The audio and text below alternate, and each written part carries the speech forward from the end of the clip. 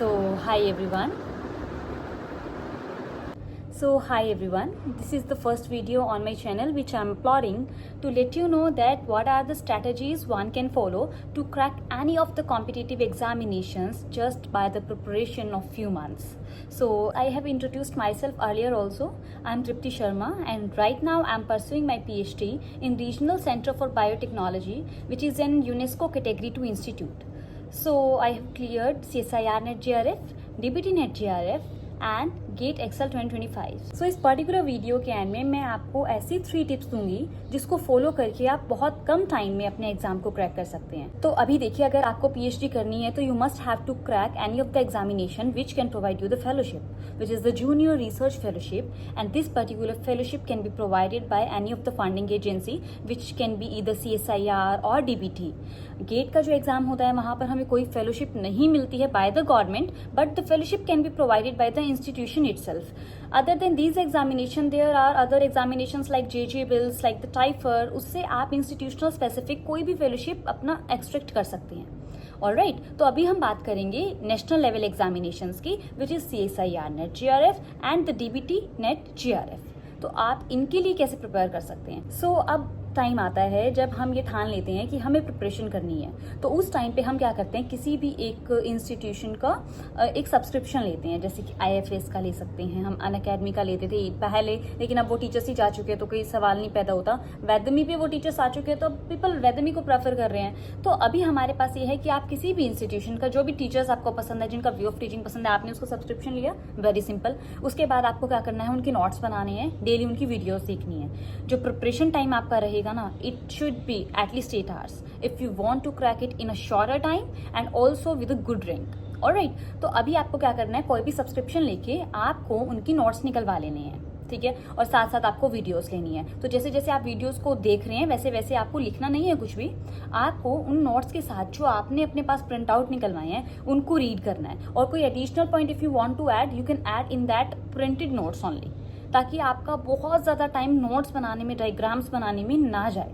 तो this is the most important thing, जिसके कारण आप अपनी प्रिपरेशन को एस कर सकते हैं, स्पीड अप कर सकते हैं। ओके, तो जैसा कि अब आप सब जानते हैं, अगर हम CSIR NET की बात करें, बिकॉज DBT JRF का भी सिलेबस सेम ही है और गेट का भी ऑलमोस्ट सेम ही है, तो CSIR NET के अंदर there are 13 units which we need to cover.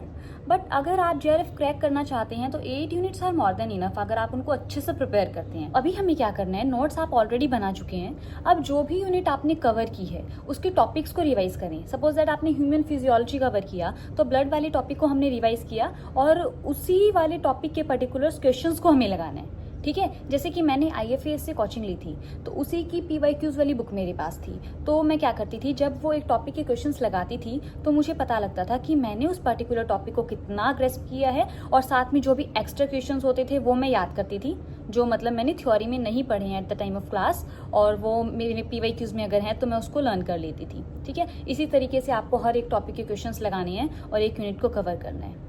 अगर देखिए, अगर आपने नोट्स वाला जो सिस्टम है वो अपना पहले प्रिंट करा के रख लिया है ना, तो आपका ज़्यादा समय नहीं लगेगा, हार्डली आपके 12 to 15 डेज लगेंगे for a single unit, and in that way आप 8 यूनिट्स आराम से 4 मंथ्स में कवर कर सकते हैं, and 1 month is more than enough for the revision. ध्यान रखिए कि ये स्ट्रेटेजी आप तभी फॉलो कर सकते हैं अगर आपके पास बेसिक नॉलेज, आपकी फाउंडेशन स्ट्रांग है। ऑलराइट, तो ये इस तरीके से आप प्रिपरेशन करेंगे, हर एक यूनिट को आप ऐसे ही कवर करेंगे। But the most important unit which no one should skip is the techniques part, क्योंकि ये वाला ऐसा पार्ट है जो आपके एग्जाम में तो साथ देगा ही देगा, और interview more than 80% is dependent on this techniques part. So now we are moving forward for the third part of the video, कि हमें अपना स्ट्रेस कैसे मैनेज करना है। एग्जाम से जस्ट पहले हमें किन किन बातों का ध्यान रखना है कि हमारा एग्जाम अच्छा जाए। तो देखिए, एग्जाम से 1 मंथ पहले हमें कुछ भी नई चीज़ कवर नहीं करनी है, क्योंकि already the syllabus is very huge. तो जितना आपने कवर कर लिया है उस सबको आपको केवल रिवाइज करना है, और पॉसिबल हो सके तो आप PYQs को रिवाइज कर सकते हैं। Why I am saying revising, क्योंकि आपको PYQ अब लगाने नहीं है, क्योंकि जो बुक आपने ली है ना IFAS वाली, उसके अंदर सारे क्वेश्चन ही PYQ वाले ही हैं, तो आपको एक बार उनको रिवाइज करना है। आपने जो अपने फॉर्मूलेज लिखे हुए हैं, जो अपना कंटेंट बनाया हुआ है, जो उसके शॉर्ट नोट्स अगर आपने प्रिपेयर किए हैं, या फिर जो प्रिंट निकाला था उसके अंदर से जो अपने अंडरलाइन चीज़ें हैं, ठीक है, उन सब चीज़ों को आप रिवाइज कर सकते हैं, और इससे ज़्यादा कुछ भी नहीं करना है हमें एट द लास्ट टाइम। तो these are the all important points for this particular video. And अब वो 3 बातें मैं आपको बताती हूँ कि जो आपको ज़रूर करनी है वो ये हैं कि जब आप अपनी नोट्स की रीडिंग ले रहे हैं तो यू मस्ट यूज़ 2 और 3 पेन्स एटलीस्ट। एक पेन ऐसा होना चाहिए जिससे, जैसे मान लीजिए आपने रेड पेन यूज़ किया है, तो उससे आपको ऐसे सभी पॉइंट्स को मार्क करना है जो आपको अपने एग्जाम से पहले अपनी आंखों के नीचे से निकालने हैं, ठीक है। जिसमें कोई फॉर्मूला हो सकता है, कोई साइंटिफिक नेम हो सकता है डाइवर्सिटी वाली यूनिट से, या कोई इंपॉर्टेंट फैक्ट हो सकता है, ठीक है।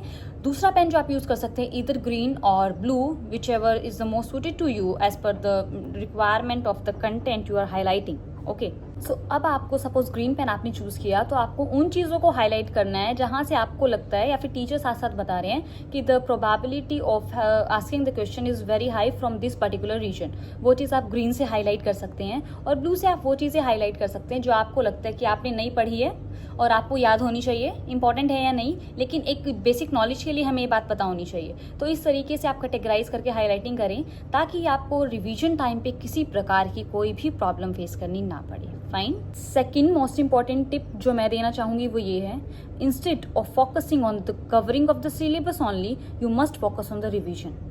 डजेंट मैटर कितनी यूनिट आपने, 7 यूनिट कवर कर ली, 10 यूनिट कवर कर ली, बेशक आपने 6 यूनिट कवर किया और उनकी टॉप नॉच रिवीजन है, तो you can secure under 100 rank, trust me.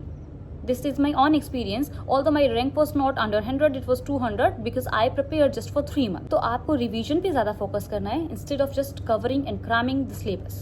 And third, which is the most important tip, is that आपको अपनी प्रिपरेशन जस्ट एग्ज़ाम क्रैक करने के लिए नहीं करनी है।